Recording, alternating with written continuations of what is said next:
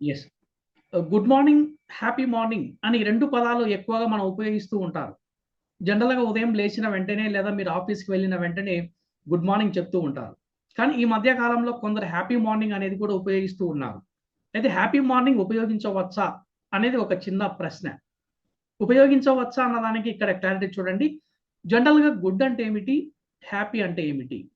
Good అనేది ఒక వ్యక్తి లేదా వస్తువు యొక్క క్వాలిటీ గురించి తెలియచేసేదే గుడ్. హ్యాపీ అనేది ఒక వ్యక్తి యొక్క ఫీలింగ్, అనుభూతి గురించి తెలియచేసేది హ్యాపీ. అంటే ఇక్కడ గుడ్ మార్నింగ్ అంటే శుభోదయం, good afternoon, good evening, good night.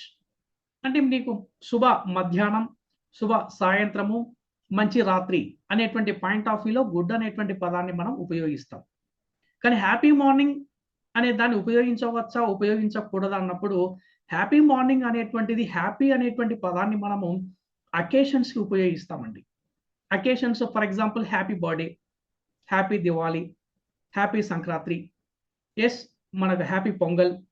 ఈ విధంగా మన యొక్క అకేషన్స్ ఏవైతే ఫెస్టివల్స్, అకేషన్స్ ఉన్నాయో అక్కడ ఆ సందర్భంలో ఉపయోగించేది హ్యాపీ. ఒక వ్యక్తిని గ్రీటింగ్ రూపంలో ఉదయం లేసిన వెంటనే పలకరించాలన్నప్పుడు గుడ్ మార్నింగ్ అని ఉపయోగించాల. కాబట్టి హ్యాపీ మార్నింగ్‌కి బదులుగా గుడ్ మార్నింగ్ ఉపయోగించండి. చాలా చక్కగా ఉంటుంది. ఎఫెక్టివ్‌గా ఉంటుంది.